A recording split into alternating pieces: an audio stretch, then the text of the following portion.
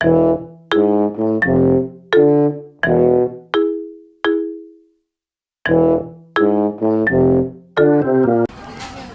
আলাইকুম। ইনশাল্লাহ সবাই ভালো আছেন, আলহামদুলিল্লাহ আমিও ভালো আছি। যেখান থেকে আমার ভিডিওটি দেখছেন সবাইকে অসংখ্য ধন্যবাদ ও সর্বতি ভালোবাসা রইল। আজকে আমি পুরো ভ্যানিসের ভিতরে ভিডিওটা করতেছি, তো আমার পিছে দেখতেই পারতেছেন যে কত লোকজন। তো যাই হোক, মেন কথায় আসি যে গতকালকে আমি একটা ভিডিও আপলোড করছিলাম, সেটা হচ্ছে আরটিভির একটা নিউজ, যেখানে দেখানো হয়েছে বা বলা হয়েছে যে আপনার কি আপনার মানে ইউর যে ভিসা পলিসিটা, যেটা আপনার আমরা জমা দিয়ে থাকি ইতালি এম্বাসি বা জার্মান বলেন বা ফ্রান্স বলেন, মানে যত এম্বাসির কাছে আমরা জমা দিয়ে থাকি, সেইখানে আমাদের সাথে একটা মানে প্রতারণা করা হইতেছে কি যে বিভিন্ন কারণে মানে তারা দেখাইতেছে যে ভিসা দেওয়া যাবে না, এবং এই বিভিন্ন কারণ দেখানোর পর তারা ভিসা রিজেক্ট করে দিতেছে, মানে পাসপোর্ট ফেরত দিয়ে দিতেছে। তো গত বছরে প্রায় 1700 কোটি টাকা এইভাবে নিয়ে গেছে। সেটার ভিতরে সবচেয়ে বেশি আছে হচ্ছে আফ্রিকার যে দেশগুলা, সেই দেশগুলোর ভিতরে এশিয়া তারপরে দ্বিতীয় যে দেশগুলো আছে সেটা হচ্ছে আপনার এই মানে আপনার আফ্রিকার দেশগুলোর পরে যদি আপনি মানে আফ্রিকার অঞ্চলের পরে যদি আপনি কোনো দেশের সন্ধান করেন, সেটা হচ্ছে আপনার এশিয়া মহাদেশের যে দেশগুলি পাবেন সেই দেশগুলোর ভিতরে সবচেয়ে বেশি কিন্তু ইউরোপে ভিসার আবেদন করা হয়, যেইখানে আপনার ভিসা দেওয়ার পরিবর্তে তারা কিন্তু বেশিরভাগই রিজেক্ট করে দিতেছে। এবং আমরা ভিসা আপনার আবেদন করার সময় ভিএফএস গ্লোবালে একটা অর্থ প্রদান করে থাকি। যারা ভিআইপিতে জমা দিই প্রায় 20 থেকে 25,000 করি, যারা নর্মালে জমা দিই প্রায় 20,000 টাকার কাছাকাছি করি। তো যারা আমরা ভিসা পাই তারা তো আলহামদুলিল্লাহ, যারা পরবর্তীতে ভিসা পাই না এই টাকাটা কিন্তু আর ব্যাক দেওয়া হয় না, সেই ক্ষেত্রে কিন্তু এই টাকাটা সেই দেশের আন্ডারে চলে যায়। তো এইরকম একটা হিসাব নিকাশি করা হয়েছে, এবং এই বিষয়ে কিন্তু আরও যে সংস্থাগুলো আছে সেই সংস্থাগুলো কথা বলতেছে। তো এরকম একটা ভিডিও আমি আপলোড করছিলাম।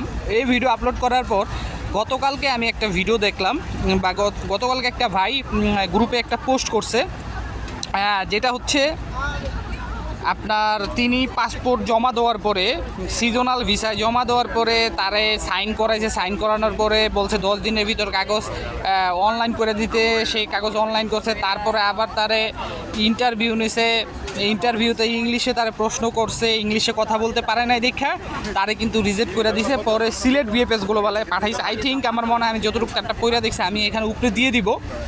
তো এখন আমাদের ভিতরে আরেকটা ভয়ের কারণ হয়ে গেল যে এখন আমাদের ভিতরে এই ভয়টুকুই যে মানে তারা নতুন একটা সিস্টেম চালু করতেছে বা চালু করছে, যে যারা আপনার সিজনাল বিষয় আছে তাদেরকে আপনার ইন্টারভিউ নেওয়া হবে। যদি তারা ইন্টারভিউতে টিকে তাহলে ভিসা দেওয়া হবে, আর যদি ইন্টারভিউতে না টিকে তাহলে ভিসা দেওয়া হবে না। এখন এটা একজনের সাথে হয়েছে, এখন যদি সবার সাথে হয় তাহলে এই বিষয়টা বোঝা যাব। এখন এই যে বিষয়গুলি তারা সিস্টেমগুলি নতুন চালু করতেছে, এর পিছনে কিন্তু কারণ আছে। এর পিছনে কিন্তু কারণ একটাই, যে আপনি দেখেন যদি আপনি রোমানিয়ার হিসাব করেন, সেখানে কিন্তু ইন্টারভিউ সিস্টেম, আরও আদার্স যে দেশগুলো আছে সেখানে কিন্তু কাজের বিষয়েও আপনার যেতে হলে ইন্টারভিউ সিস্টেম আছে।